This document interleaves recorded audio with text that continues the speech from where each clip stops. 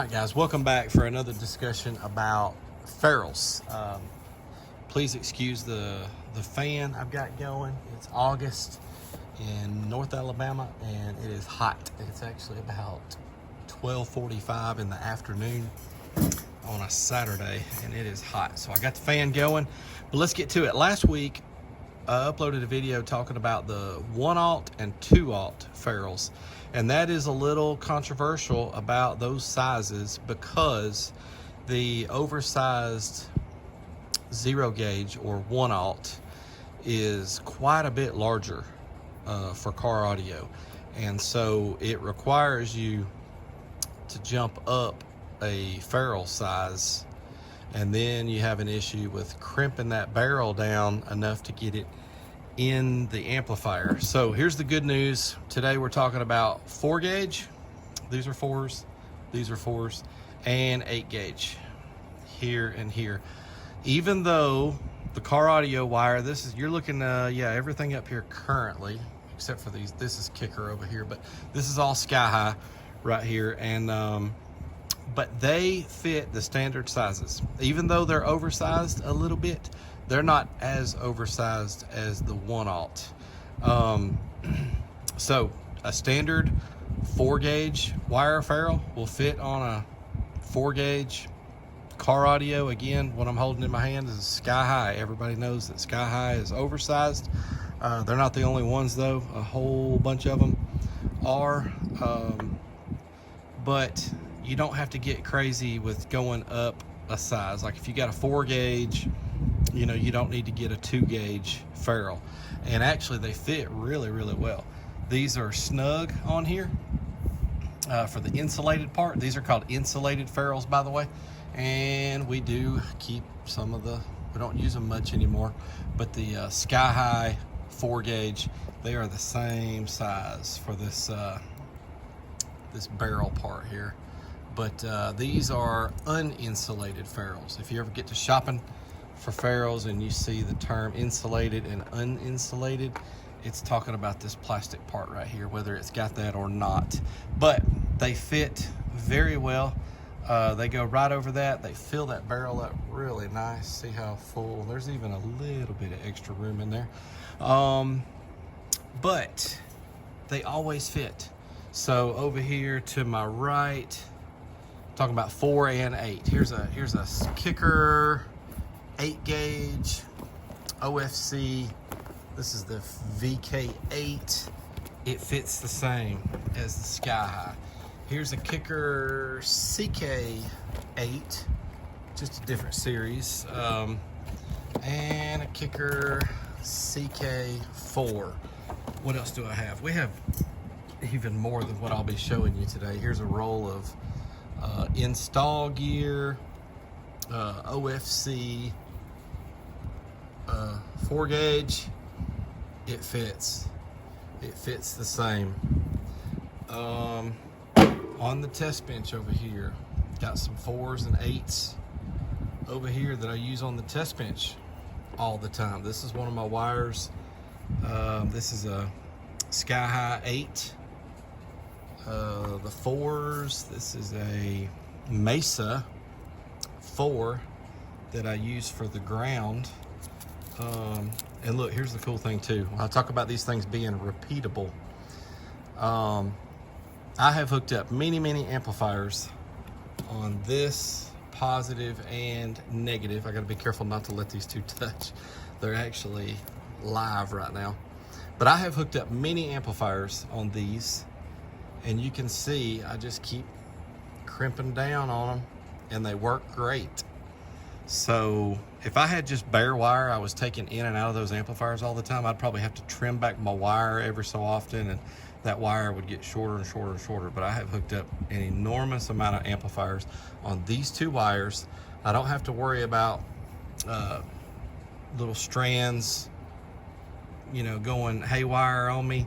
They stay in there. They're nice and full. They've been crimped down on so many times, and they just go in and out of many amplifiers with no issues, and I don't have to trim my wire back. Let's get these somewhat covered back up and laid over here out of the way. Sorry guys, didn't necessarily intend on showing y'all that, but that's what I love about ferrules. It's one of the couple of things I love about ferrules is how they're so repeatable and it saves the ends of your wires. All right, so let's talk about crimping real quick. I had some questions last week about crimping. The bad thing about crimping is that everything above 8 gauge, it's a little bit of a problem. And the reason I say that is these are the type of crimpers that you will see most. And this crimper only goes up to 8 gauge. Actually, I think right there is listed as going to 7. These are just some cheap Chinese crimpers. I've looked online like crazy for some nice crimpers to do the bigger stuff, and I just haven't found any. Seems like maybe I found some specialty ones one time that were like stupid expensive. I can't remember the price, but they were just like crazy. But that 2-aught that you saw me fooling with last week that I was taking in and out of the amplifier, what amp was it? The Sundown Saya. I did crimp the barrels on those. That was that big 2-aught ferrule. I did crimp on those. I used a combination of 2 pairs of pliers at the same time, and I also put them in my hydraulic crimpers. We got 2 sets of those, you know, hydraulic crimpers for crimping the nice big lugs. Those are awesome too, by the way. If you haven't ever used those, that's way better than sticking them in a vise or all the other methods, in my opinion. But anyhow, other than that, I don't crimp anything bigger than 8 gauge. I let my set screw in the amplifier do the crimping for me. But I'll show you that here in a second. To be honest, we're gonna put all 4 of these into an amplifier, and I'll just show you. But with these 2 8s, sure, let's crimp them. We got the crimper here. It's the right size. So here's what you do. You just stick it in, go all the way up to the plastic part there, and it's kind of a ratcheting type of deal, but when you get all the way there, it will open back up. So if you go part way, maybe I'll show you on the other one, if you go part way, it'll stay. So that's what it does. It's crimping 4 sides at the same time, and it makes a square. I've seen some crimpers that make, is it an octagon? 8 sides instead of 4 sides, but it does crimp that on there really nicely, and it holds it really well. But in my experience, when you crimp one, or you screw down your set screw in an amplifier for the first time, it holds it on there just as good as if you crimp it. So there's not just a huge need, in my opinion. There is for those 2-aughts so that you can get them in the amplifier. All right, so on this one, I'll go like partly. You'll hear it clicking. And then like I can let go right now and it holds it. It's holding that like real good. But you gotta finish, because I can't release it right now. Or if I can, I've never done it, maybe you can do something here. But honestly, the thing to do is just to go all the way with it, and then it will open back up. And man, it's a tool that works great. It does a good job. One thing I do like about it is when we crimp these and then we're installing in a vehicle or something, I ain't got to worry about them falling off because it's holding them on there so well. All right, so let me get some of this out of my way. Let me get an amplifier set up here, and we will screw these in and talk a little bit more. All right, guys, let's do these 8 gauges first, since we just crimped them. All right, so we have negative on the left. Both of these, this is a mono block, so they're tied together, 2 negatives, 2 positives. So in this case, both of these are black, so I use the wire color to let me know which is which. So let's put the negative in there. It goes in very nicely, even got some room. There's nothing to worry about here with sizing. It's just a standard 4 gauge. So let's crimp down on these. I'll tighten down pretty good. All right, and then let's go in with the other side.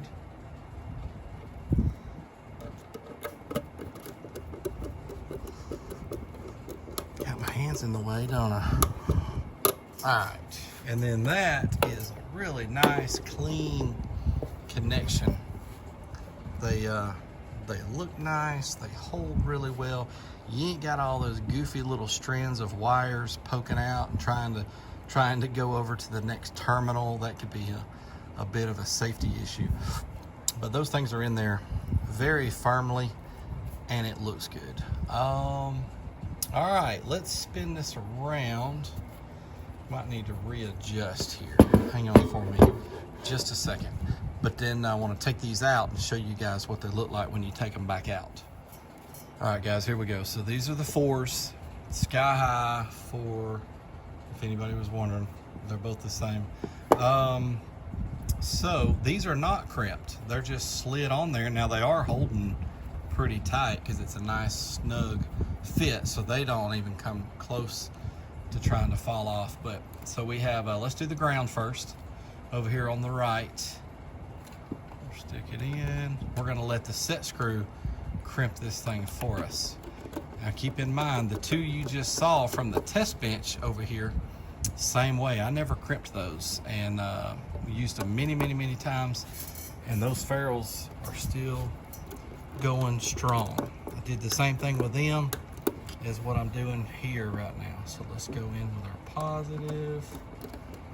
I always do the test light trick, by the way, of filling up my capacitors with the positive wire, but these wires are not live right here. But once again, we have a really nice connection there.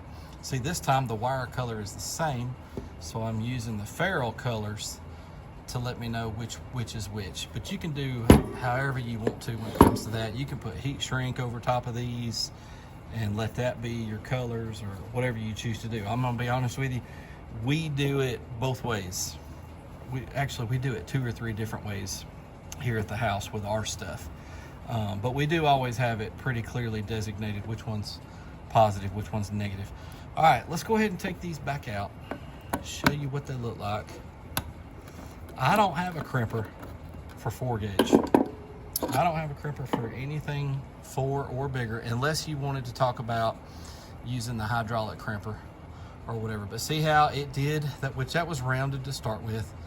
It tightened down right there, and I'll just tell you from experience, that is holding really well once you do that the first time. I don't see the need for a crimp here. In fact, it allows it to take the shape of that terminal. That was something that was discussed in the other video, was the contact area and that type of thing, which I think is a valid point. But you think about the square one, you made it square and then you stuck it in there, it might not be shaped quite as perfectly for the shape of that terminal because it was made square. I don't know, I don't see it as a big deal, I'm gonna be honest with you. But if you want to look at advantages to maybe not crimping, that would be one. Another thing about they just come in and out. Usually when they fill up and they take the shape of your terminal really good, they'll come in and out. Now they might be snug sometimes, but they will go in and out really well. Now sometimes from 1 amp to another, those sizes might be slightly different. Let's do the negative, same exact thing. They look the same, no issues at all. That looks nice there. That's how I do with my crimp for the bigger stuff. Let's flip this around, guys. Sorry about all the excess wire, but I didn't want to cut my wires to do this test. Honestly, y'all know how expensive this copper wire is, so I just grabbed what I had, and we're just dealing with some excess length there. So speaking of that square, let's take a look at these. All right, well, so that's still rounded out on the bottom pretty well. You can tell that it used to be a square. But you see how the end result kind of looks the same. Even though this one was crimped first and that other one wasn't, it's still, now that it's been tightened down in there one time, they look almost the same. This positive side is going to be the same thing as well, and it is. It looks exactly the same. Guys, I'm sorry if the camera work here is bad and the focus and all of that type of stuff, but that's it. We love using ferrules. We use them all the time. Let me grab something real quick. I bought a set of these for just all the little random stuff. Now, I buy the bigger ones in bulk, but if you need just a set, this right here is super tiny. I can't remember what gauge these are. I've actually used them a time or two, but this is kind of cool, but it only goes up to 8 gauge here. And this set that I bought, it came with the crimper. So that's kind of how we got started with ferrules. And then from there, I started buying the bigger ones, and then I started buying the bigger ones in bulk, and I sell them now. So if you go to eBay and search for Welsh audio, these 4 gauges on there will come in a pack of 10, 5 red, 5 black, and the 8 gauge, they're all black. So it's a pack of 10, all black in the 8 gauge. But the biggest takeaway of all is you don't have to get crazy with your sizes when it comes to 4 gauge and 8 gauge. Just buy the size that the wire is, and you're gonna be good to go. It's not aggravating like that oversized 1/0. All right, guys, this video got a little longer than I intended. Ask me questions in the comments. I know I missed a whole lot of stuff, trust me. But ask in the comments and I'll try to answer, or maybe somebody else will answer. But once again, guys, thanks for watching, and please subscribe if you haven't subscribed. But thank you so much for the support.